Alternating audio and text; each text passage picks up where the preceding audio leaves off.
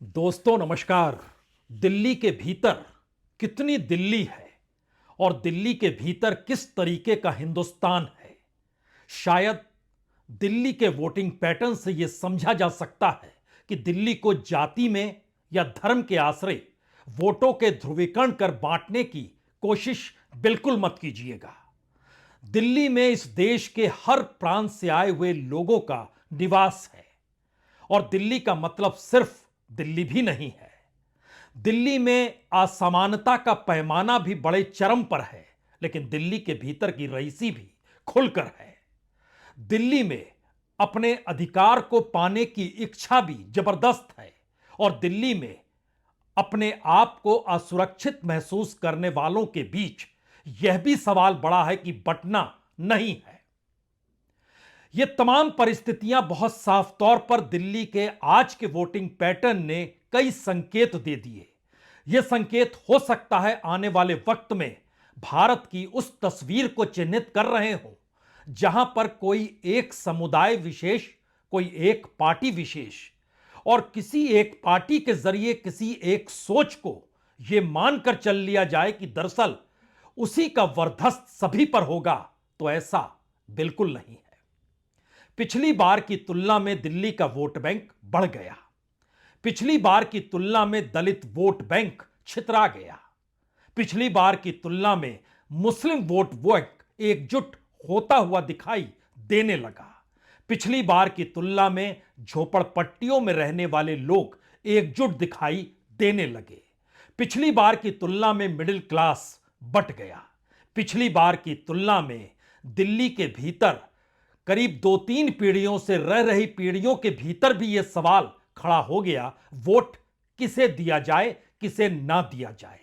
और यह खतरे की घंटी आम आदमी पार्टी के इर्द गिर्द भी रहेंगी और बीजेपी के जो चमत्कारिक तौर पर प्रधानमंत्री मोदी से लेकर गृह मंत्री अमित शाह, कैबिनेट मिनिस्टर से लेकर कई राज्यों के मुख्यमंत्रियों की मौजूदगी, इन तमाम परिस्थितियों में पहली बार राहुल गांधी की दिल्ली के चुनाव में मौजूदगी और कांग्रेस का जमकर लड़ना, यह संकेत क्या दे रहा है। शुरुआत आज कहां से की जाए?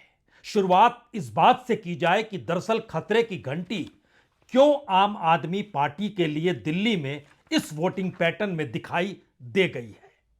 खतरे की घंटी इसलिए है क्योंकि वोटर लिस्ट को लेकर जो पहलकदमी शुरू से आम आदमी पार्टी कर रही थी और कह रही थी कि कॉन्स्टिट्यूएंसी वाइज जो वोट या वोटरों को बदला गया या फिर अपने अनुकूल वोटर लिस्ट बीजेपी ने बनवा ली, शायद उसकी तस्दीक आज अलग अलग बूथ पर नजर भी क्या आई। इस सवाल को हमारी तमाम अपनी तौर पर जो जानकारी हासिल की गई हमारी टीम के जरिए, उसमें लगभग 16 कॉन्स्टिट्यूएंसीज ऐसी निकल कर आई जहां पर एक सवाल जरूर था। पिछली बार की तुलना में इन 16 कॉन्स्टिट्यूएंसी में बहुत ज्यादा भीड़ जो बूथ बना होता है बीजेपी का, वहां पर लोगों की तादाद ज्यादा थी। दूसरा सवाल, कांग्रेस का वोट बैंक सबसे न्यूनतम में है, बीजेपी का वोट बैंक सबसे उच्चतर स्तर पर है। 2020 के चुनाव में कांग्रेस को कुछ गंवाना नहीं है, बीजेपी को कितना पाना है और इन सब के बीच आम आदमी पार्टी को कितना गंवाना है, शायद उसी के इर्द गिर्द यह पूरा चुनाव आकर खड़ा हो गया। क्योंकि 2003 से 2020 तक के चुनाव में बीजेपी ने सबसे ज्यादा वोट हासिल पिछले चुनाव में ही किए जब उसे 38% वोट मिले थे। कांग्रेस ने सबसे कम 4.260 वोट हासिल किए, जो सबसे कम थे वह पिछले चुनाव में ही थे। और आम आदमी पार्टी ने जो कुलांचे मारने की शुरुआत की 2015 में और एक झटके में कांग्रेस का पूरा वोट बैंक लेकर वह उड़ गई, क्योंकि 2013 में कांग्रेस के समर्थन से आम आदमी पार्टी की सरकार बनी थी और इस स्थिति ने पिछले चुनाव में उसको लगभग 53.5% के वोट तक पहुंचा दिया। नया सवाल क्या है? नया सवाल पहली बार यह है कि दिल्ली का चुनाव पूरे तरीके से आम आदमी पार्टी के 15 से 20% उस वोट पर टिक गया जिस वोट को उसे गंवाना है या बरकरार रखना है। यानी यानी 30 से 35% वोट तो आम आदमी पार्टी का बरकरार रहेगा, उसको कोई डिगा नहीं सकता है। लेकिन उसके बाद का जो 15 से 20% वोट जो है, उसमें सेंध कौन लगा रहा है और किस रूप में सेंध लगा रहा है, पूरा चुनाव इसी पर आकर टिक गया है। तो इसको थोड़ा और सिलसिलेवार तरीके से परखें तो हमारी टीम ने बतलाया कि दरअसल आम आदमी पार्टी के लिए तकरीबन अगर 10 वजह रही जो तकरीबन 15 से 20% वोट को गंवाने की स्थिति में खड़ी हुई, तो बीजेपी के सामने भी तकरीबन 10 ऐसे मुद्दे उभर कर आए अलग अलग कॉन्स्टिट्यूएंसीज में, जहां पर आम आदमी पार्टी के सारे वोट उस तक नहीं गए बल्कि वो वोट छिटककर कांग्रेस के पास भी गए। यानी कांग्रेस का वोट बैंक बढ़ेगा, यानी बहुत छोटा सा वोट बैंक बीजेपी का बढ़ेगा, यानी छोटा या बहुत ज्यादा बड़ा वोट बैंक आम आदमी पार्टी गंवाने जा रही है। अब बात इसी के इर्द गिर्द आकर खड़ी हो चली है और हमारी टीम ने जो तमाम एनालिसिस किया और इसके बाद जो आंकड़े निकलकर हम लोग के आए, उसने इस रूप में जरूर चौंकाया कि क्या वाकई ऐसी स्थिति आ गई है जहां पर पूर्वांचल के वोट भी बटे, झुग्गी झोपड़ी के वोट एकजुट भी हुए, दलितों के वोट भी बढ़े, मुस्लिम इलाकों में वोट एकजुट भी हुए, पंजाबी वोट भी बढ़े, जाट बहुल इलाके और गुज्जर बहुल इलाकों की जो सीटें हैं वहां पर इस बार आम आदमी पार्टी को झटका लगेगा। दलित की जो सीटें हैं 12 सुरक्षित, पिछली बार 12 की 12 सीट जीत गई थी, इस बार आम आदमी पार्टी को वहां भी झटका लगेगा। ये सारे सवाल इसलिए बड़े महत्वपूर्ण हो चले हैं क्योंकि शुरुआत में बता दे जो परसेंटेज निकल कर आ रहा है उसमें आम आदमी के हिस्से में तकरीबन 40 से 45% वोट बैंक उसका रहेगा, यानी तकरीबन 8.5 से 13.5% वोट वो गंवाने जा रही है। तो क्या बीजेपी को सारे वोट मिल जाएंगे? बिल्कुल नहीं। बीजेपी का वोट पिछली बार तकरीबन 38.5 यानी 38.5% था। इस बार उसके वोट बैंक में इजाफा, हम अभी इसका जिक्र नहीं कर रहे हैं जो वोट परसेंटेज बढ़ा है उसको किससे लाभ होगा, यह हम एक सामान्य परिस्थिति शुरुआती दौर में वोटिंग पैटर्न की बतला रहे हैं। बीजेपी को 39-40% वोट मिल सकते हैं, यानी तकरीबन 1.5% के वोट का लाभ सीधा होगा। और कांग्रेस का वोट बैंक जो पिछली बार 4.26% था वो तकरीबन 8 से 14% हो सकता है।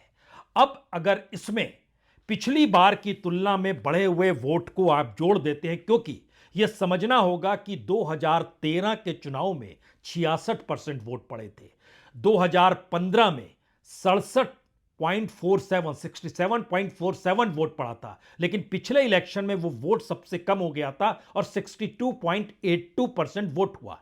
इस बार फिर वो वोट परसेंट बढ़ा है और 2015 के वोट बैंक को छू रहा है, 67% के इर्द गिर्द आकर टिक रहा है अभी तक। बाद में बढ़ जाए उसकी गारंटी कोई नहीं ले सकता है, इलेक्शन कमीशन कि उस अंतिम आंकड़े का इंतजार हर किसी को करना होगा, लेकिन जो फाइनली जानकारी है उसमें 67-68% के बीच में दिल्ली में वोटिंग हुई, यानी पिछली बार की तुलना में तकरीबन 4-5% का वोट बढ़ना और उसमें से लगभग 3% वोट, 3-3.5% वोट बीजेपी के हक में जाना। यह मैसेज बहुत साफ है कि क्या बीजेपी को लगभग 0.5% से 5% तक के वोट का लाभ हो रहा है, यानी 38.5% वोट बढ़कर 39% से लेकर 43.8% तक जा रहा है। कांग्रेस का वोट 4.26% से बढ़कर 4 से 9% के बीच में बढ़ रहा है, यानी तकरीबन 8 से 14% के बीच में कांग्रेस का वोट बैंक आ रहा है। आम आदमी पार्टी के भीतर लगभग 8.5% से 13.5% वोट का कम होना, यानी 40 से 45% के बीच उसका वोट बैंक आकर खड़े हो जाना, यानी बीजेपी और आम आदमी पार्टी बिल्कुल आमने सामने खड़ी है। अपर हैंड आम आदमी के वोट बैंक का तकरीबन 1% से 1.5% के बीच में, न्यूनतम में 1%, मैक्सिमम में 1.5%। यह इजाफा है जो आपको सीटों में तब्दील करने की स्थिति में आपको लाकर खड़ा कर सकता है। लेकिन हमने कहा खतरे की घंटी आम आदमी पार्टी के लिए सिर्फ इसलिए नहीं है, वोटर लिस्ट में वोट बढ़ना कांग्रेस का वोट बैंक एक झटके में जागृत होना, दिल्ली का वोट परसेंटेज बढ़ना, सभी पार्टियों द्वारा वेलफेयर स्कीम को शुरू कर देना, यमुना के पानी का मामला खुले तौर पर आम आदमी पार्टी और केजरीवाल के खिलाफ जाना, राहुल का खुले तौर पर स्टैंड अरविंद केजरीवाल के खिलाफ लेना और अरविंद केजरीवाल का भी पानी की बोतल लेते हुए राहुल के खिलाफ खुलकर खड़े हो जाना। मीडिया का रोल केजरीवाल और प्रो मोदी के बीच अटकते झूलते हुए रहना, लेकिन ज्यादा पक्ष पहली बार बीजेपी के पक्ष में उसका जाना, आम आदमी पार्टी के एमएलए का पार्टी को छोड़कर बीजेपी में शामिल होना और इन सब के बीच मिडिल क्लास के भीतर पहली बार वोट बटा और वह केजरीवाल और बीजेपी के बीच जाकर सिमटा है। पिछली बार वह पूरे तरीके से आम आदमी पक्ष के पीछे था, यानी मिडिल क्लास का वोट हो, दलितों का वोट हो और इस दौर में पूर्वांचल के वोट हो, ये सभी वोट शिफ्ट हुए हैं जो आम आदमी पार्टी के पास पहले थे, जो उसके हक में थे। लेकिन यहां पर सवाल है कि क्या वाकई बीजेपी को जितना लाभ हो जाना चाहिए था, वह जो कवायद कर रही थी या जो बतला रही है, वो उसे नहीं हुआ। उसकी भी कुछ वजह जो तमाम वोटर जो वोट डाल रहे थे उनसे जो निकल कर आई, उसमें किसी को समझ नहीं आया कि डबल इंजन की सरकार, प्रधानमंत्री मोदी का चेहरा तो दिल्ली का मुख्यमंत्री कौन, और दिल्ली तो ऐसे ही बीजेपी चला ही रही है एलजी के जरिए, तो उसे क्या जरूरत है मुख्यमंत्री पद की, और चेहरे भी उसने दिया भी नहीं है। और बीजेपी जो मिडिल क्लास के ऊपर पूरा दांव खेल गई, उसके लिए कहीं ना कहीं अरविंद केजरीवाल को भी सकारात्मक माना गया, क्योंकि उन्हें खुले तौर पर मांग मिडिल क्लास को लेकर टैक्स टेररिज्म के जरिए की थी और इसको कांग्रेस पहले से उठाती आई थी। दलित और मुस्लिम वोट बीजेपी के हक में नहीं है। दलित वोट अगर बड़ी तादाद में शिफ्ट हुआ है तो वो कांग्रेस के लिए शिफ्ट हुआ है। मुस्लिम इलाकों में जो वोट परसेंटेज है वो बहुत साफ बतलाता है कि ध्रुवीकरण मुस्लिम वोटों के काउंटर में जो मुस्लिम इलाकों में होना था, बीजेपी उसे नहीं कर पाई, जो एक अंदेशा जताया जा रहा था शायद हो जाएगा। लेकिन इसके साथ यह भी अंदेशा जताया जा रहा था कि क्या वाकई एआईएमआईएम को वोट मिलेंगे, वो चाहे मुस्तफाबाद हो या ओखला की सीट हो, वोट मिलेंगे। वोट काटे भी गए हैं, लेकिन क्या इतना बड़ा गैप वो तय कर पाएगी जहां पर इन दो इलाकों से बीजेपी जीत जाए? शायद ये एक असंभव सा तर्क और सवाल दोनों है। लेफ्टिनेंट गवर्नर का पावर इतना ज्यादा है कि उसमें बीजेपी का सीएम क्यों, यह सवाल भी बड़ा चुनाव के वक्त पढ़े लिखे लोगों के भीतर यह लगातार गूंजता रहा। इन सब के बीच जो हिंदू वोटर का जिक्र था, वो हिंदू वोटर जिस रूप में केजरीवाल ने खुद को प्रस्तुत किया, उसमें कांग्रेस बिल्कुल हटकर खड़ी थी। और मुस्लिमों के भीतर युवाओं तबके में, यानी युवा मुस्लिम के भीतर पहली बार शायद राहुल गांधी को लेकर प्रेम जगा हो, या फिर जो सवाल वो उठा रहे हैं उसको लेकर जगा हो। इस सवाल ने कहीं ना कहीं किसी ना किसी रूप में कांग्रेस के वोट परसेंटेज को बढ़ाया है। यानी मुस्लिमों के बीच जो सेंध लगी है, वो युवा मुस्लिमों के बीच सेंध लगी है, वो अपने आप को शिफ्ट करना चाह रहे हैं। पूर्वांचल वोट, अखिलेश यादव आए, यहां प्रचार प्रसार किया, योगी आदित्यनाथ आए, प्रचार प्रसार किया, लेकिन यह सवाल बीजेपी के हक में इसलिए नहीं गया क्योंकि उन तमाम जगहों पर नौकरी की व्यवस्था नहीं है। वो पूर्वांचल में बिहार का इलाका हो, चूंकि यहां पर चिराग पासवान ने भी प्रचार किया, और इन सब के बीच यह सवाल था क्या वाकई जिस सोशल इंजीनियरिंग को लेकर अलग अलग राज्यों में बीजेपी राजनीतिक प्रयोग करती है, वो सोशल इंजीनियरिंग जातियों के आश्रय दिल्ली में चली या नहीं चली? तो दिल्ली में उस रूप में नहीं चली। सोशल इंजीनियरिंग का मतलब ओबीसी को लेकर है और वो इस रूप में यहां पर नहीं चली। और बड़ी बात यह है कि पर कैपिटा इनकम के लिहाज से या दिल्ली की सुविधाओं के लिहाज से क्या एक तबका, वो झोपड़पट्टी का तबका हो या झोपड़पट्टी से निकलकर जिसको रोजगार मिला हुआ है, उसके पास यह सवाल था कि 11 बरस से चली आ रही सरकार को डिगाकर कोई नया राजनीतिक प्रयोग वह बीजेपी के जरिए करेंगे तो बीजेपी का लाभ जो मिलेगा वह उन कंस्ट्रक्शन से जुड़े व्यापारियों को मिलेगा, यहां के छोटे बड़े व्यापारियों को मिलेगा, यानी पैसे वालों को मिलेगा। रोजगार की परिस्थिति में और दिल्ली चकाचौंध होगी और दिल्ली को विकसित राजधानी बनाने का जिक्र भी किया गया। मजदूर तबका, असंगठित क्षेत्र से जुड़े हुए मजदूरों का तबका, वह अपने पुरानी परिस्थितियों से डिगना नहीं चाहता, इसीलिए शायद श्रम का एक बड़ा इलाका अभी भी आम आदमी पार्टी के साथ है और यह झोपड़पट्टी वाले इलाके में खुलकर नजर भी आया। कांग्रेस के अनुकूल की स्थिति इसलिए है क्योंकि कांग्रेस को कुछ गंवाना नहीं था। वोट परसेंटेज उसका बढ़ाना काम था। विरासत में शीला दीक्षित थी और जिक्र शायद उनके बेटे संदीप दीक्षित का करना चाहिए, होगा भी, क्योंकि जंगपुरा की सीट हो जहां मनीष सिसोदिया लड़ रहे हैं, या फिर कालका जी की सीट हो जहां मौजूदा मुख्यमंत्री लड़ रही हैं आतिशी, या फिर नई दिल्ली की सीट हो जहां पर दो पूर्व मुख्यमंत्रियों के बेटे और केजरीवाल लड़ रहे हैं। उसका जिक्र किया जाएगा, वो आखिर में किया जाएगा। दलित और मुस्लिम वोट के भीतर बीजेपी कोई उल्लास उत्साह पैदा कर नहीं पाई और एक एंटी बीजेपी थिंकिंग जिसको कांग्रेस ने अपने तौर पर डेवलप किया, उसमें एक सवाल यह था कि बीजेपी का जो वोट कुछ भी अगर खिसकेगा तो वह आम आदमी पार्टी के पक्ष में नहीं जा रहा है, वह कांग्रेस के पक्ष में जा रहा है। लेकिन दूसरा सवाल था, आम आदमी पार्टी का जो वोट खिसकेगा वह किसके पक्ष में जाएगा, और यह सवाल बार बार था, क्या वाकई बीजेपी टकरा रही है। बीजेपी के समानांतर कांग्रेस भी एक ताकत के तौर पर इसलिए मौजूद है क्योंकि इस देश के भीतर 11 बरस तो प्रधानमंत्री मोदी को भी प्रधानमंत्री बने हुए हो गए, केजरीवाल को भी हो गए। सवाल यह था कि दोनों की सत्ता के चेहरे को हर किसी ने देखा है, उसमें कोई बड़ा परिवर्तन आएगा नहीं। जो परिवर्तन की सोच रहे हैं या लॉन्ग टर्म स्ट्रेटजी में अपने आप को खड़ा करना चाहते हैं कि दिल्ली हो या देश हो, गवर्नेंस के तौर तरीके कमोवेश यही रहेंगे। तो उसमें आम आदमी पार्टी यहां है, वहां पर बीजेपी की मौजूदगी है, तो फिर क्यों इधर से उधर किया जाए। ऐसे में एक तबका जरूर कांग्रेस के पक्ष में जाता हुआ दिखाई सवालों के साथ था और उस सवाल का जवाब दे पाने की स्थिति में शायद बीजेपी और आम आदमी पार्टी आ नहीं पाई, क्योंकि दोनों का रूप और दोनों के गवर्नेंस के तरीके हर किसी ने देख लिए। अब यहां से असल बात शुरू होती है जिसको लेकर कहा जाता है कि हर किसी को इंतजार होना चाहिए। पूर्वांचली के लगभग 30% लोग हैं, झुग्गी झोपड़ी में रहने वाले तकरीबन 14% हैं, दलित लगभग 17% है, मुस्लिम लगभग 13% है, पंजाबी लगभग 23% है। हमें लगता है इसमें शुरुआत इस बात को लेकर करनी चाहिए कि खास तौर से दलितों की जो 12 सीटें थी वो पिछली बार 12 की 12 सीटें आम आदमी पार्टी जीत गई थी, लेकिन इस बार 6 सीटों पर खतरा है आम आदमी पार्टी को। उसमें मादीपुर की सीट है, उसमें अंबेडकर नगर की सीट है, उसमें बवाना की सीट है, उसमें त्रिलोकपुरी की सीट है, उसमें कौंडली की सीट है, उसमें गोकलपुर की सीट है। इन जगहों पर खतरे की घंटी बहुत साफ तौर पर है।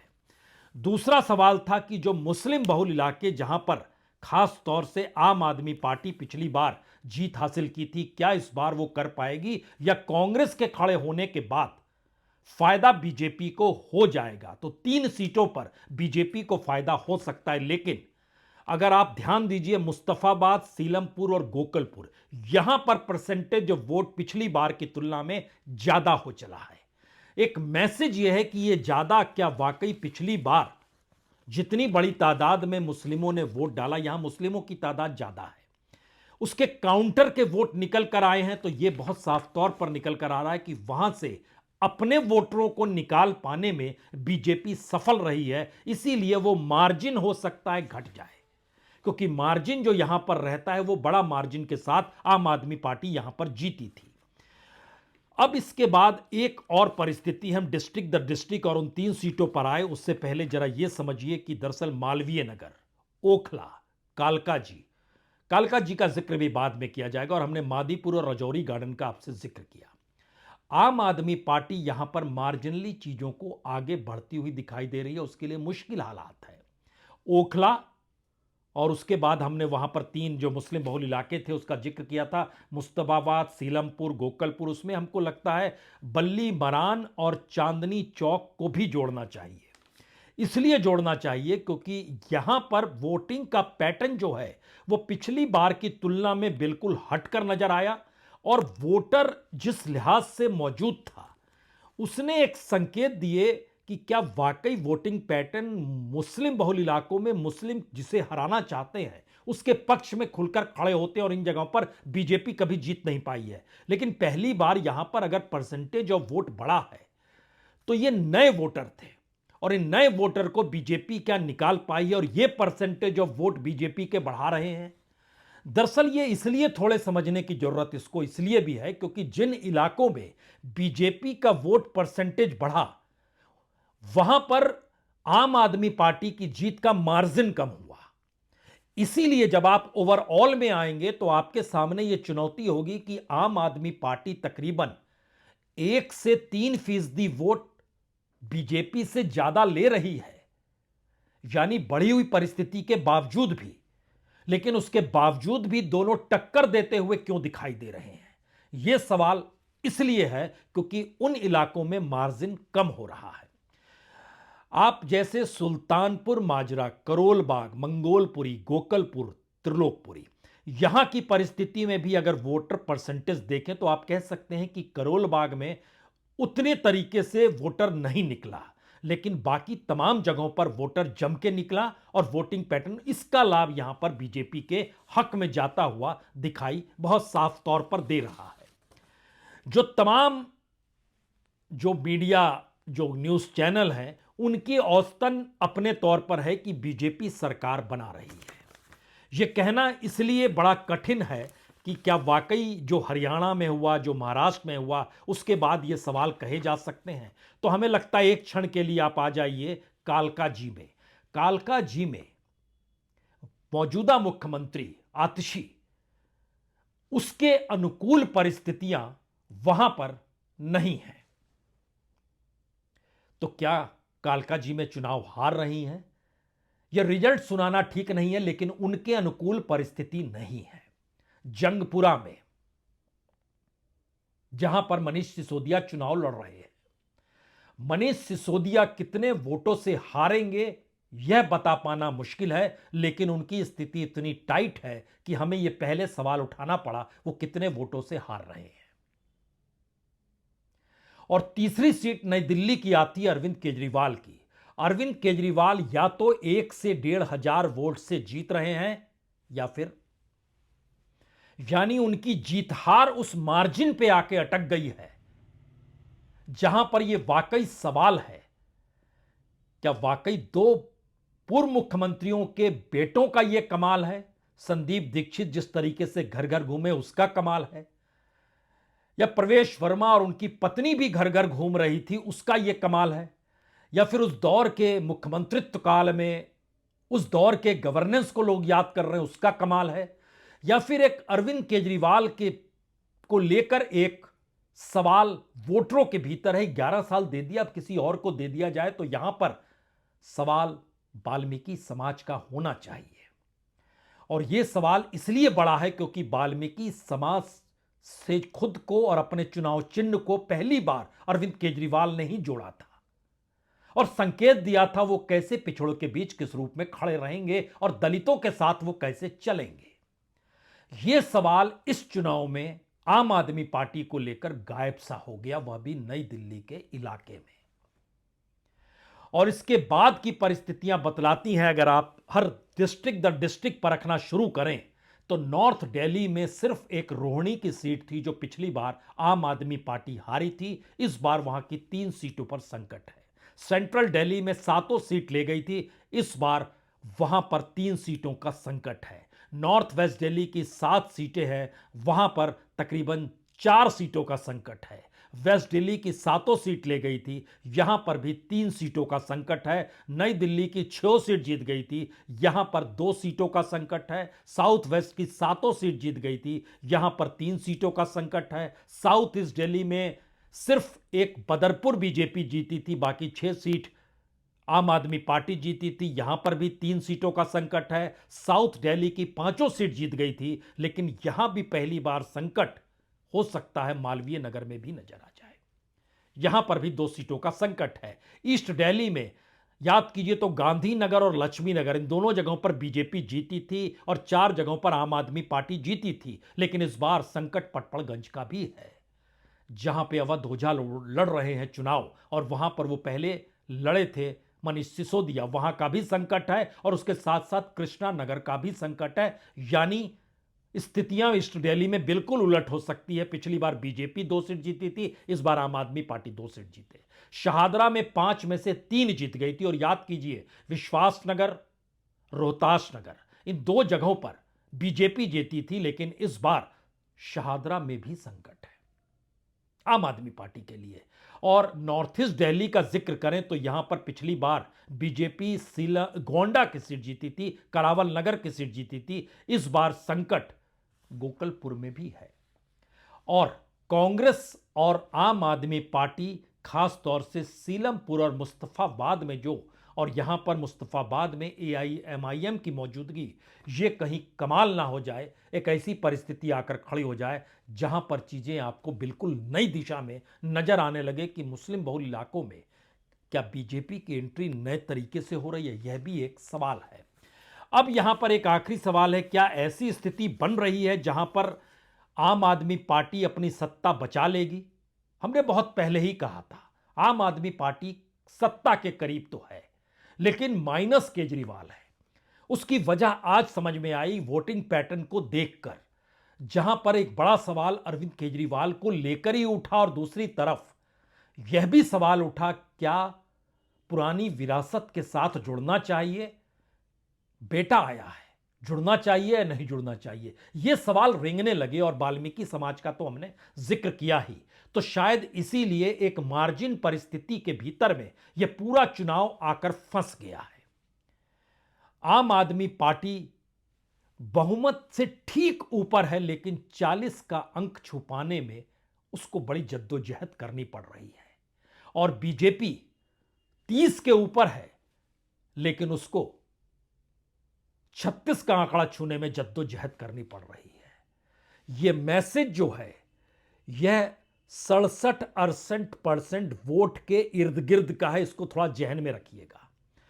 अगर देर रात या कल सुबह तक वोटिंग परसेंटेज 70 पार हो गया तो मान लीजिएगा बीजेपी की सरकार बन गई।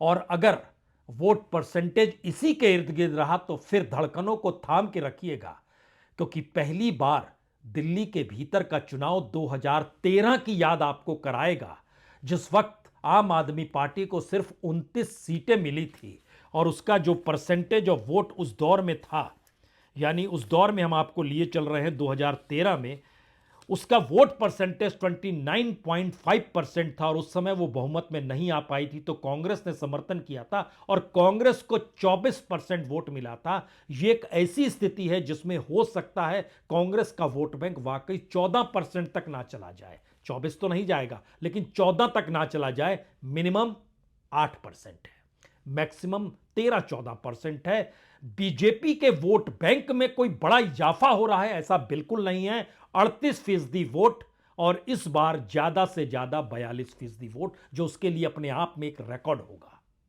और आम आदमी पार्टी जो पिछली बार 2015 के चुनाव में 54% वोट ले गई थी, पिछली बार 1% गिरी, 53 पर आई, इस बार कहीं 13% तक वोट गिर ना जाए। शायद इस पूरी परिप्रेक्ष्य में यह चुनाव इसी रूप में फंसा हुआ है। बहुत बहुत शुक्रिया, बहुत बहुत शुक्रिया।